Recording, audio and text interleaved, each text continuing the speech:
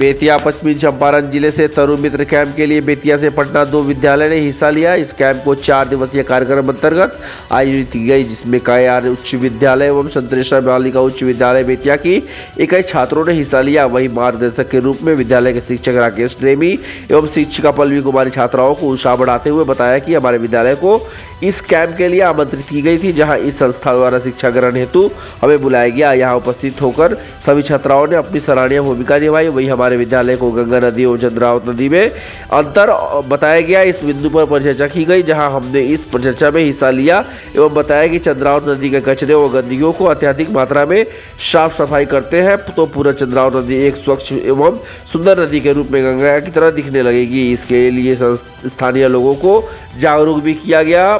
साथ ही यह बताया कि जीवन को हरा भरा और प्रकृति को साफ एवं स्वच्छ हम कैसे बना सके, जिससे हम और हमारे आने वाले भविष्य और पीढ़ियों को इस चीज़ को अपना सके, फिर अपने जीवन के साथ साथ आसपास के प्राकृतिक सुंदरता को हम बनाए रखें। उस क्रम में संस्था के डायरेक्टर फादर टोनी पेंडानाथ भी काफ़ी प्रभावित व खुश हुए। उन्होंने भी हमें उत्साहवर्धन किया।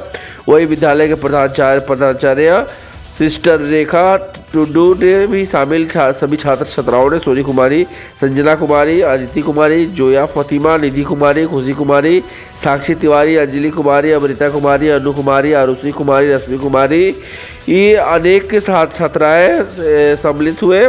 वही विद्यालय परिवार की तरफ से इन सभी छात्राओं को हार्दिक शुभकामनाएं और उज्जवल भविष्य की कामनाएं विद्यालय परिवार करता है। वह विद्यालय के प्राचार्य द्वारा शामिल सभी छात्राओं को प्रशस्ति पत्र दी गई। साथ ही मार्गदर्शन दे रहे दोनों शिक्षक और शिक्षिका राकेश प्रेमी एवं पल्लवी कुमारी को भी प्रशस्ति पत्र दिया गया एवं उनके उत्साहवर्धन बढ़ाने हेतु विद्यालय के प्राचार्य सिस्टर रेखा टुडू को भी प्रशस्ति पत्र देकर सम्मानित किया गया। और वहाँ पे हम लोग 1 से 4 तारीख तक रहे और सबसे अच्छा लगा, हम लोग गए हुए थे।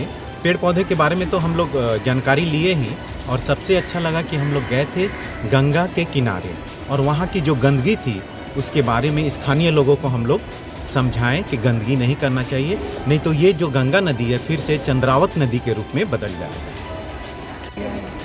हमारे स्कूल से बच्चियाँ कैंप करने गई थी, पटना कैंप जो कि दीघा घाट में है, और उस कैंप का नाम था आत्मदर्शन कैंप, जो कि तरुण मित्रा द्वारा हमारे स्कूल को बताया गया था कि हमारी बच्चियों को उन्होंने इनविटेशन दिया था कि आइए यहाँ से कुछ शिक्षा आपको प्राप्त दी जाएगी शिक्षा।